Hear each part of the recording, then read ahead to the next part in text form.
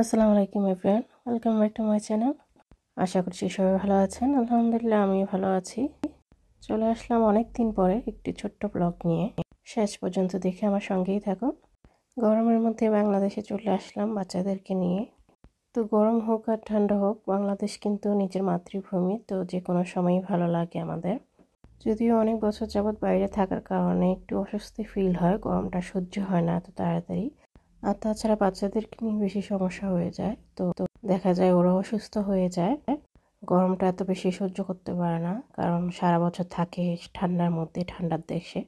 তো বাংলাদেশে এসে অল্প কিছু দিনের জন্য কিন্তু মানিয়ে নিতে একটু কষ্টই হয়। তো আলহামদুলিল্লাহ আবার মোটামুটি ভালোই ছিলাম। যেহেতু রোজার মধ্যে এসেছি বাংলাদেশে, আর বাবার বাসায় উঠেছি প্রথমে, কিছুদিন থাকার পরে চলে গিয়েছিলাম কুমিল্লা। তো ইফতারি কিছু টুকিটাকি শেয়ার করলাম আপনাদের সাথে। তো একদিন বাইরে গিয়েছিলাম, তাও একটু ভিডিও করলাম। তো বাইরে ভিডিও করা নিয়ে, মোবাইল নিয়ে একটু আমি অস্বস্তিতে ছিলাম যে মোবাইল না আবার কেউ টান দিয়ে নিয়ে যায়। তো তার জন্যে আমি অল্প একটু ভিডিও করেছি। আর তাছাড়া বলি তো সবসময় যে বাইরে ভিডিও করতে আমি অস্বস্তি ফিল করি, করতে চাই না তেমন একটা, মানুষজন তাকিয়ে থাকে, তো আমার কাছে যেন কেমন লাগে। তো যারা করে তাদের কাছে এটা কোনো ব্যাপার না। যাই হোক, আসলে ঢাকায় বাসার মধ্যে কিন্তু এক প্রকার ঘরবন্দি বলতে গেলে। তো বারান্দা ছাড়া, ছাদ ছাড়া কিন্তু যাওয়া জায়গা হয় না তেমন কিছু, বাইরে আর না বের হলে তেমন। তো প্রথম কয়েকদিন কিন্তু বেশি একটা গরম লাগেনি, রোজার মধ্যে ভালোই ছিল। তো বারান্দায় ঘুরে দেখছিলাম বাইরে একটু, আর সাথে টুকিটাকি ইফতারের সময় ইফতারিগুলো একটু শেয়ার করেছি আপনাদের সাথে। তো আমার মায়ের এগুলা সব কিছু হাতে বানানো ছিল, কারণ বাইরে থেকে খাবার কিন্তু সহ্য হয় না। তো সব কিছু আম্মু আগে থেকে প্রিপারেশন নিয়ে রেখেছিল যে ঘরেই সব কিছু তৈরি করবে, কারণ বাইরের খাবারটা কিন্তু সহ্য হয় না আমার বিশেষ করে। তো আমাদের বাসার ব্যালকনিতে বাগানবিলাস গাছ লাগিয়েছে আমার ছোট ভাই, একটা সাদা একটা গোলাপি কালারের, মানে দেখতে খুব ভালো লাগছিল। আর এই যে বৃষ্টি হচ্ছে, তো গরমের মধ্যে কিন্তু বাংলাদেশে বৃষ্টিটা অসম্ভব ভালো লাগে, খুবই শান্তি লাগে। কারণ বৃষ্টি হওয়ার পরে কিন্তু একটু ঠান্ডা ঠান্ডা ভাব আসে, তখন কিন্তু একটু গরমের মধ্যে স্বস্তি পাওয়া যায়। প্রচন্ড ঝুম বৃষ্টি হয়েছে। তো ভিডিওটা দেখতে থাকুন, আমি এখন একটু সাউন্ড দিব।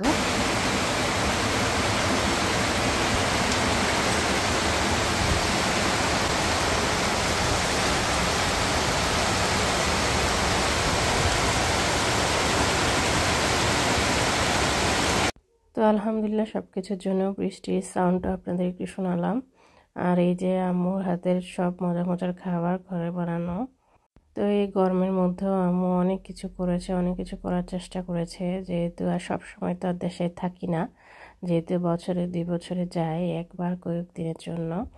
তো মায়েরা কিন্তু অস্থির থাকে যে কি খাওয়াবে, কি করবে। তো আমার আম্মু কিন্তু অনেক করেছে, নিজে নিজে সবকিছু করে খাইয়েছে। তো দেখা যায় দেশে গেলে আর কোনো কাজ করা হয় না, তাছাড়া বাচ্চাদেরকে নিয়ে ব্যস্ত থাকতে হয়, সবকিছু দেখতে হয়। তো এই একটা ভালো লাগে যে বাবার বাড়ি থাকলে কোনো কাজ করতে হয় না, শুধু বসে বসে খাওয়া। তো নিরিবিলি আমাদের বাসাটা, আমরা সাথে একটু ঘর গরম হয়, আর তাছাড়া এমনি নিরিবিলি থাকে, কারণ বাসায় আর কোনো মানুষ নেই। আমার ছোট ভাই এবং মা বাবা, এরাই 3জন। তো ছোট ভাই বাইরে থাকলে তো একদম আম্মা আব্বু একা, আর সব অন্য ভাই বোনেরা কিন্তু আমরা দেশের বাইরে। তো এই তো ঢাকা শহরের রাতটাও কিন্তু অনেক ভালো লাগে, শুধু ঢাকা শহরের না, রাত আমার এমনি অনেক ভালো লাগে রাতে ঘুরতে। তো এটা সন্ধ্যা হওয়ার আগ মুহূর্তে। তো এই বাসার ব্যালকনি দিয়ে কিন্তু অনেক সুন্দর বাতাস আসে, যেহেতু জায়গাটা খোলামেলা।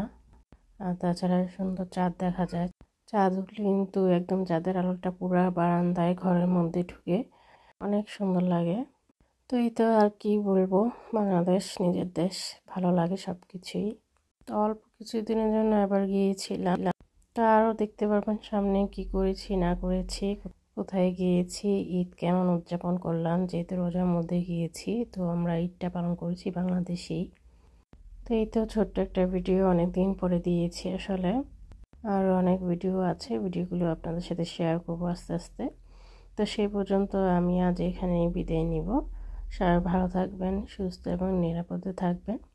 চলে আসবো আরেকদিন আরেকটা ভিডিও নিয়ে। তো আমাদের জন্য দোয়া করবেন আপনারা সব সময়। আচ্ছা তাহলে এখানেই, আল্লাহ হাফেজ।